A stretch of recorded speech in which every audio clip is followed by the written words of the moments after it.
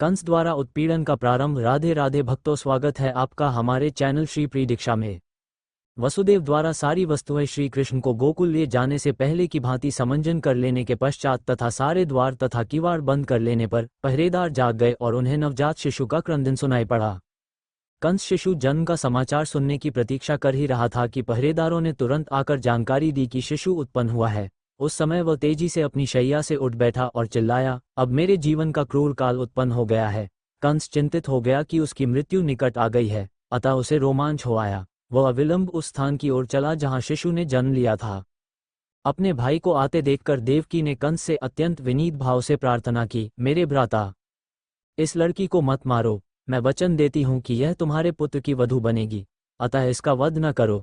तुम्हारा वध किसी कन्या द्वारा तो होना नहीं, यही आकाशवाणी है। तुम्हारा वध तो एक बालक द्वारा होना है, अतः कृपा करके इसका वध न करो। मेरे भाई, तुमने मेरे कितने सारे सूर्य जैसे प्रतापी नवजात शिशुओं का वध किया है, ये तुम्हारा दोष नहीं है। तुम्हारे आसुरी मित्रों ने मेरे पुत्रों को मारने की सलाह दी है, किंतु अब मैं प्रार्थना करती हूँ कि इस कन्या को तो न मारो, इसे मेरी पुत्री बनकर जीने दो।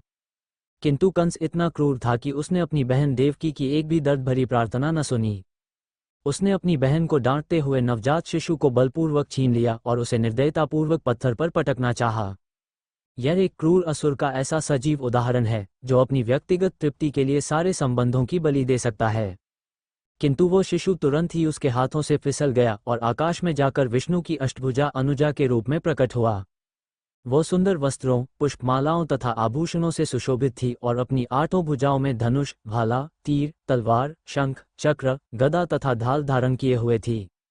कन्या को प्रकट होते देखकर, जो वास्तव में देवी दुर्गा थी, सिद्ध, चारण, गंधर्व, अप्सरा, किन्नर तथा ठर्ग लोकों के सारे देवतागण उसे विविध वस्तुएं भेंट करने लगे और अपनी अपनी ओर से प्रार्थनाएं करने लगे। ऊपर से उस देवी ने कंस को संबोधित किया, अरे धूर्त, तू मुझे कैसे मार सकता है? तुझे मारने वाला बालक इस संसार में कहीं पहले ही प्रकट हो चुका है। तू अपनी बहन के प्रति इतना क्रूर मत बन। इस प्राकट्य के बाद देवी दुर्गा विश्व के विभिन्न भागों में भिन्न भिन्न नामों से विख्यात हो गईं। इन शब्दों को सुनकर कंस अत्यधिक भयभीत हुआ। सहानुभूति के कारण उसने तुरंत वसुदेव तथा देवकी की हथकड़ियां तथा बेड़ियां कटवा दर्दी और अत्यंत विनम्र होकर उनसे बोला, हे बहन तथा बहनोई, मैंने अपने भांजे आपके शिशु का वध करके असुर की तरह आचरण किया है। मैंने अपने घनिष्ठ संबंधों की रंचमात्र भी परवाह नहीं की। मैं नहीं जानता कि मेरे इन द्वेषपूर्ण कार्यों का क्या परिणाम होगा। संभवतः मुझे नरक का भोग करना पड़े जहां ब्रह्महत्या करने वाले भेजे जाते हैं।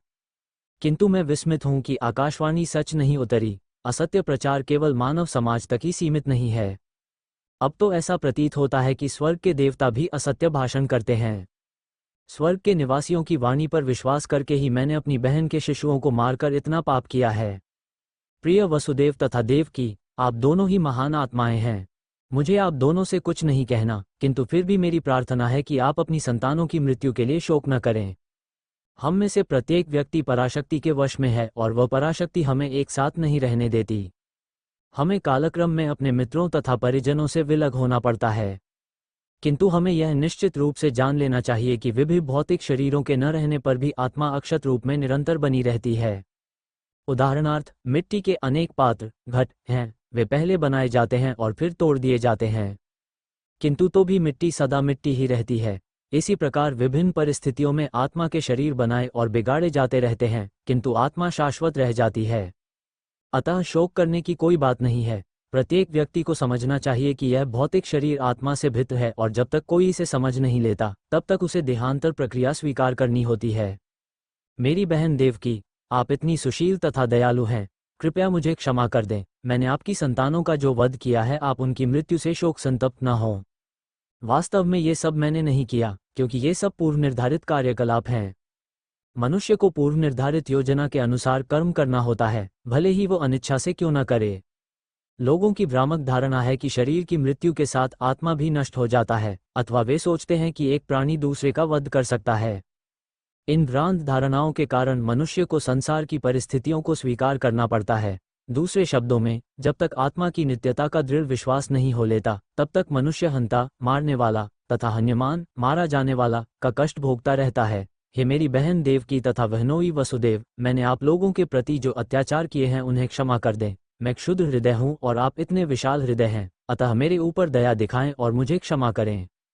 जब कंस इस प्रकार अपनी बहन तथा बहनोई से बातें कर रहा था तो उसकी आंखों से आंसुओं की धारा बहने लगी और वह उनके चरणों पर गिर पड़ा। कंस ने जिस दुर्गादेवी को मारने का प्रयत्न किया था उसी के वचनों पर विश्वास करते हुए उसने अपने बहनोई तथा बहन को तुरंत बंधन मुक्त कर दिया। उसने स्वयं उनकी हथकड़ियां खोल दी और उनके प्रति परिवार के एक सदस्य की भांति वह सहानुभूति दिखाने लगा।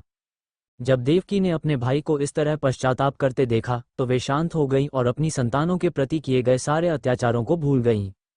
वसुदेव भी विगत घटनाओं को विस्मरण करते हुए अपने साले से हंसकर बोले, हे भाग्यशाली साले, तुम भौतिक शरीर तथा आत्मा के विषय में जो कुछ कह रहे हो वह बिल्कुल ठीक है। प्रत्येक जीवात्मा जन्म से अज्ञानी है और वह अपने आप को भौतिक शरीर समझ बैठता है। ये जीवात्म बुद्धि अज्ञानजनित है और इसी अज्ञानता के आधार पर हम शत्रुता या मित्रता पैदा करते हैं। शोक, हर्ष, भय, ईर्ष्या, लोभ, मोह तथा उन्माद हमारी देहात्म बुद्धि के विभिन्न पक्ष हैं।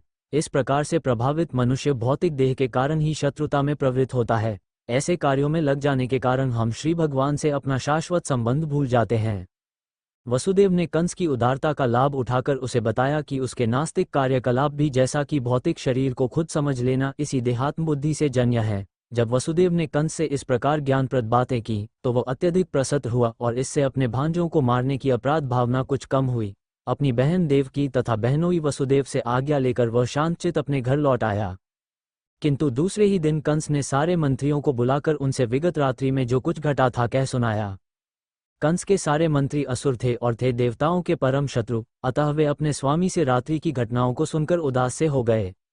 अधिक अनुभवी या विद्वान न होने पर भी वे कंस को इस तरह सलाह देने लगे, श्रीमन, हमें चाहिए कि सारे नगरों, कस्बों, गांवों तथा गोचरों में विगत 10 दिनों में जितने बालक उत्पन्न हुए हों उन सबको मार दिए जाने का प्रबंध करें।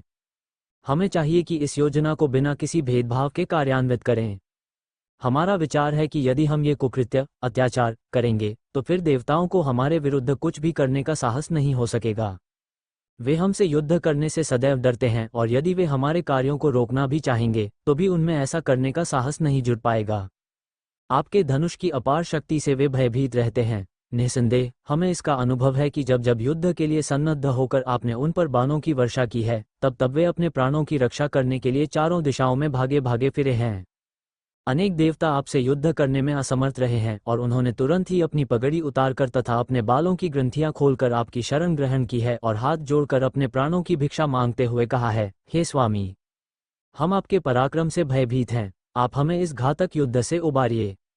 हमने कई बार यह भी देखा है कि जब कभी शत्रु अत्यंत भयभीत हो जाते, उनके धनुष, बाण तथा रथ विनष्ट हो चुके होते और वे अपने सैनिक कौशल को भूलकर लड़ने में असमर्थ हो जाते, तो आप ऐसे शरणागत शत्रुओं का वध नहीं करते थे।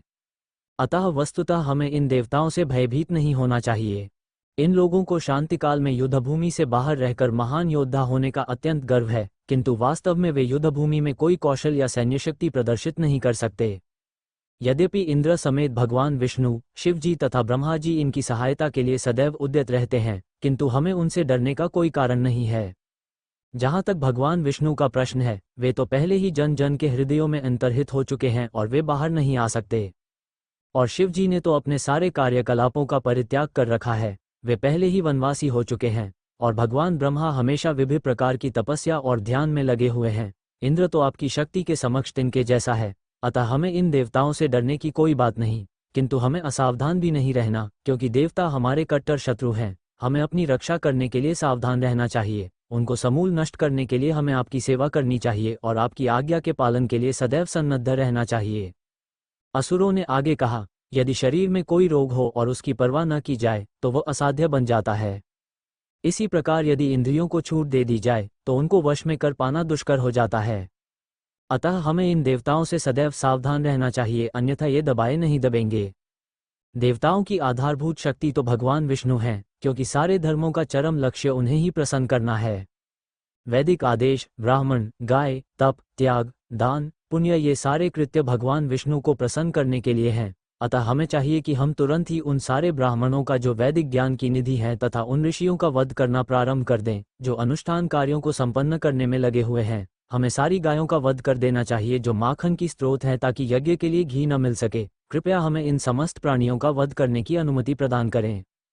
वास्तव में ब्राह्मण, गाय, वैदिक ज्ञान, तपस्या, सत्य, इंद्रिय तथा मन का संयम, स्वामी भक्ति, दान, सहिष्णुता तथा यज्ञ यही भगवान विष्णु के दिव्य शरीर के अंग स्वरूप हैं। भगवान विष्णु सबों के हृदय में विद्यमान हैं और वे शिव तथा ब्रह्मा सहित समस्त देवताओं के नायक हैं। मंत्रियों ने कहा, हमारे विचार से भगवान विष्णु को मारने के लिए समस्त ऋषियों तथा ब्राह्मणों को दंड दिया जाए। इस प्रकार असुर मंत्रियों द्वारा मंत्रणा किए जाने पर महाधूर्त कंस ने, जो सर्वभक्षी अनंतकाल की हथकड़ी बेड़ियों में जकड़ा था, ब्राह्मणों तथा वैष्णवों को दंडित करने का निश्चय किया। उसने असुरों को आदेश दिया कि वे सभी साधु पुरुषों को सताएं और तब वह अपने घर चला गया। कंस के अनुयायी रजो तथा तमोगुण के प्रभाव में आ गए और उनका एकमात्र कार्य बन गया साधु पुरुषों से शत्रुता करना। ऐसे कार्यों से मात्र जीवन अवधि घटती है। असुरों ने इस क्रिया को मानो त्वरित करके अपनी मृत्यु को बुलावा दे दिया। साधु पुरुषों को दंडित करने का परिणाम केवल असामयिक मृत्यु ही नहीं होता। ये कार्य इतना घातक होता है कि दोषी व्यक्ति क्रमशः अपना सौंदर्य, अपना यश तथा धर्म खो देता है और उसके उच्च लोकों में जाने की प्रगति रुक जाती है। विविध प्रकार के मनोरथों के वशीभूत होकर ये असुर सभी प्रकार के शुभ कार्यों को क्षीण बना देते हैं। भक्तों तथा ब्राह्मणों के चरण कमलों के प्रति किया गया अपराध श्री भगवान के बरन कमलों के प्रति किए गए अपराध से भी बड़ा होता है। वह सभ्यता जो ऐसे पाप कर्म करती है, सामान्यतः श्री भगवान में श्रद्धा खो देती है और ऐसी ईश्वर विहीन सभ्यता मानव समाज में विपत्तियों का घर बन जाती है।